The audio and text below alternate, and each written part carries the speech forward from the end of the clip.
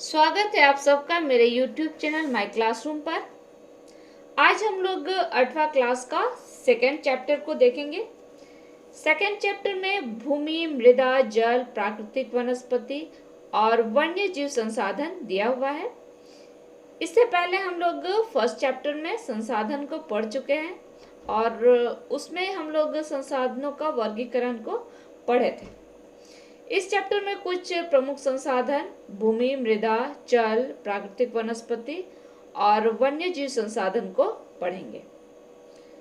आज इस चैप्टर का ये पहला वीडियो है और इसमें हम लोग केवल भूमि संसाधन को पढ़ेंगे।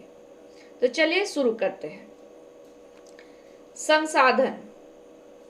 संसाधन हमारे जीवन में कितना महत्व रखता है, हमारे जीवन शैली को किस प्रकार से प्रभावित करता है, किस प्रकार संसाधन के कमी या अधिकता के कारण सामाजिक सांस्कृतिक भिन्नता होती है। आइए दो अलग अलग प्रदेशों को उदाहरण के माध्यम से समझेंगे।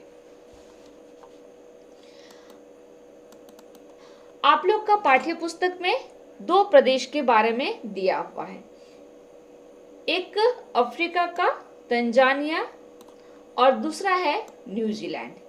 ठीक, इन दो प्रदेशों के बारे में दिखाया गया है किस तरह से इन दो प्रदेशों में अलग अलग जीवन शैली है। ठीक है, यहाँ आप लोग देख सकते हो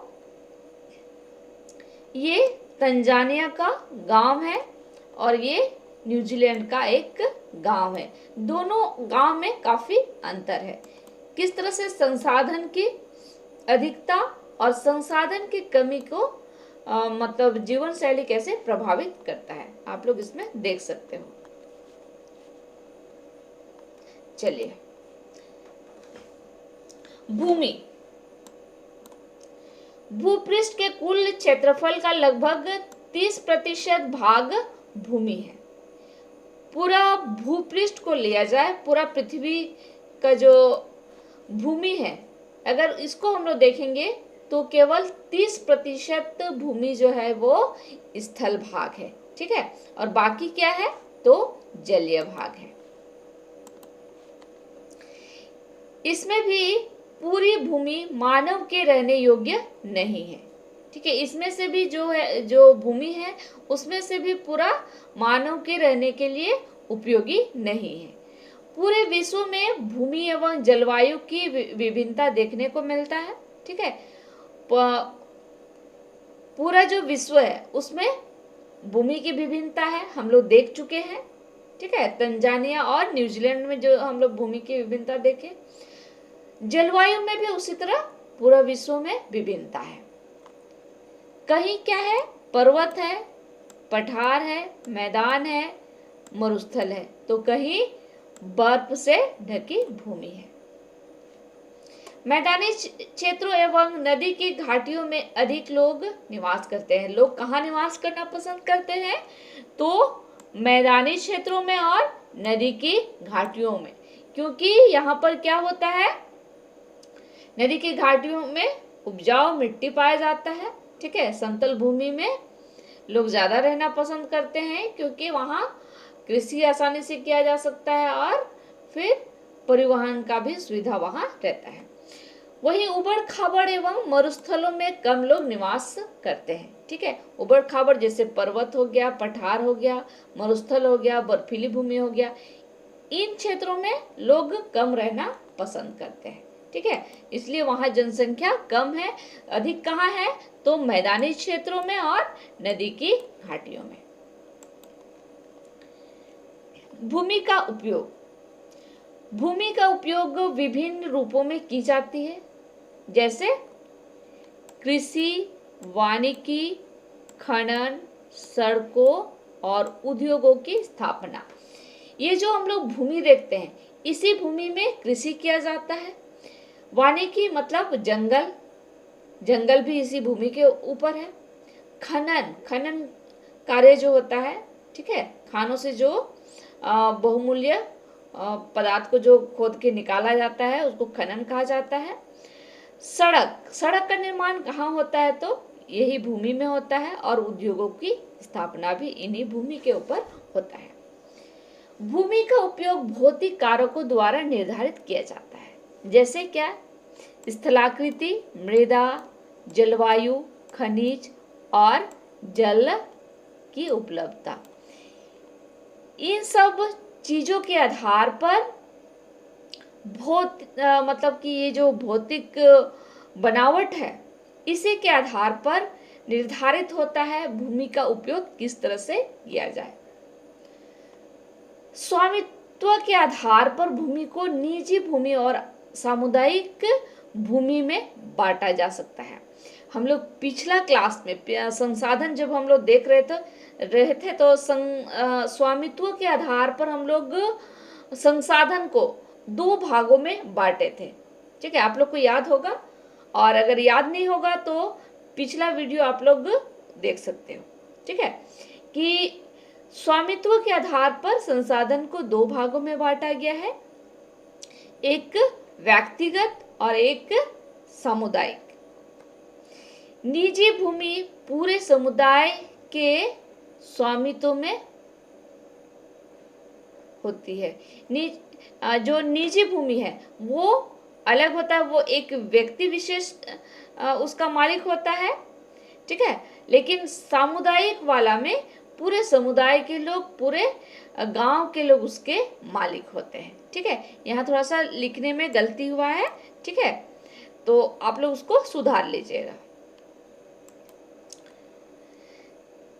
जनसंख्या और उनकी मांग सदैव बढ़ती रहती है। जनसंख्या भी बढ़ते रहता है और जो उनका मांग है, ठीक है, बढ़ती जनसंख्या का जो मांग है वो भी लगातार बढ़ रहा है, लेकिन भूमि में परिवर्तन नहीं होता है। ठीक है, हम लोग सबको जानते हैं कि भूमि जस के तस रहता है। जैसे जनसंख्या बढ़ रहा है ना, उसके आधार पर भूमि विस्तृत नहीं होगा, मतलब बढ़ेगा नहीं। ठीक है, वर्तमान में कृषि और निर्माण संबंधी गतिविधियों के प्रसार के कारण क्या हो रहा है? ये सब के प्रसार के कारण क्या हो रहा है? तो भूमि का निम्नीकरण हो रहा है, भूस्खलन हो रहा है, मिट्टी अपरदन हो रहा है, मृदा अपरदन हो रहा है, मरुस्थलीकरण हो रहा है। ठीक है, और जिसके कारण से पर्यावरण को बहुत खतरा है। ठीक है, निम्नीकरण मतलब जो मिट्टी है उसका जो उर्वरक क्षमता है वो कम होते जा रहा है। भूस्खलन मतलब भूमि का खिसकना। ठीक है, लगातार जैसे बारिश होता है या बाढ़ आ जाता है जिससे भूस्खलन होता है। मृदा अपरदन, मृदा अपरदन भी जो जैसे बाढ़ से भी होता है। ठीक है, अधिक वर्षा से भी होता है। मतलब मिट्टी का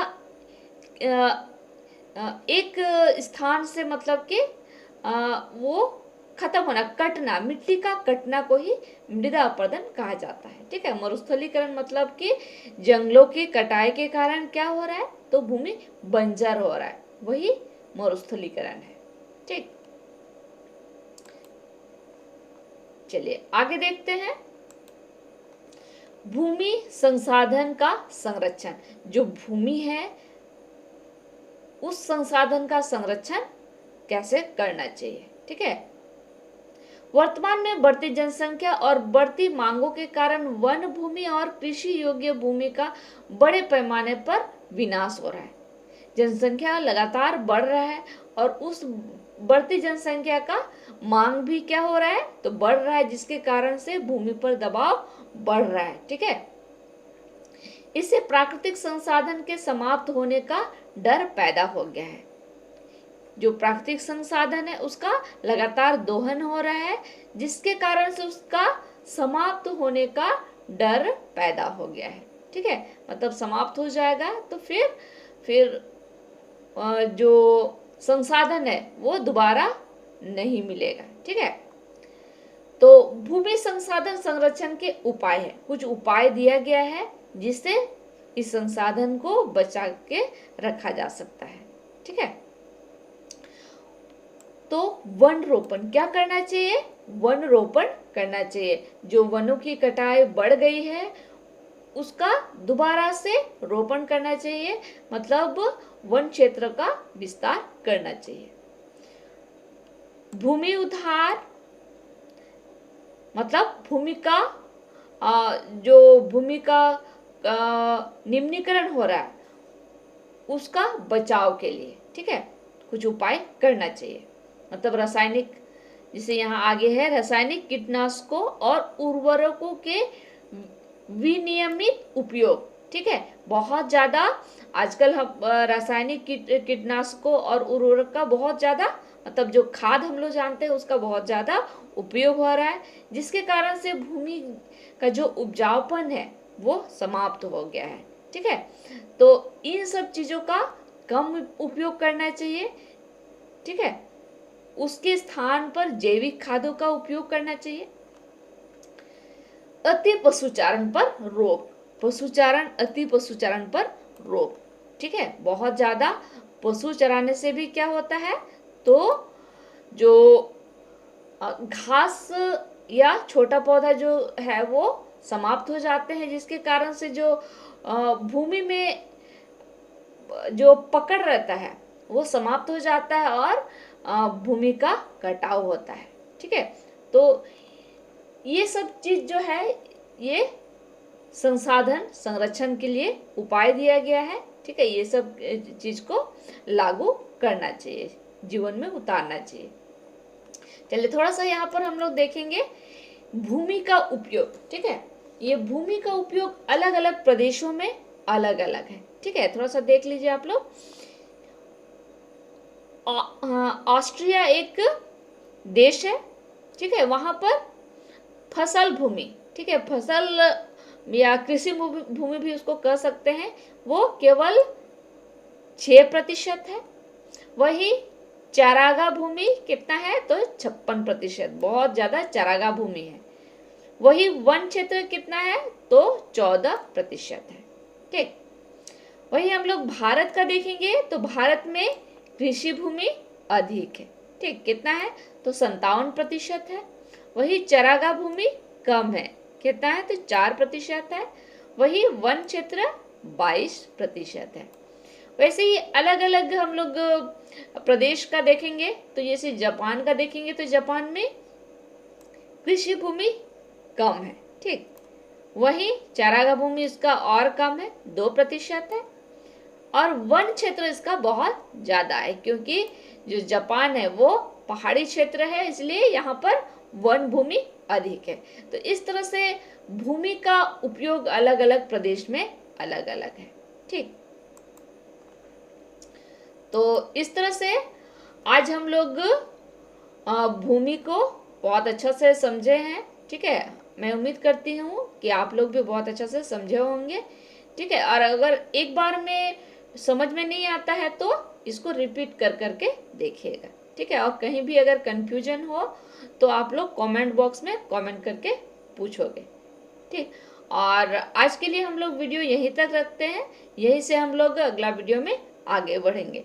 तब तक के लिए आप लोग अच्छा से पढ़िए, अपना ख्याल रखिए, धन्यवाद।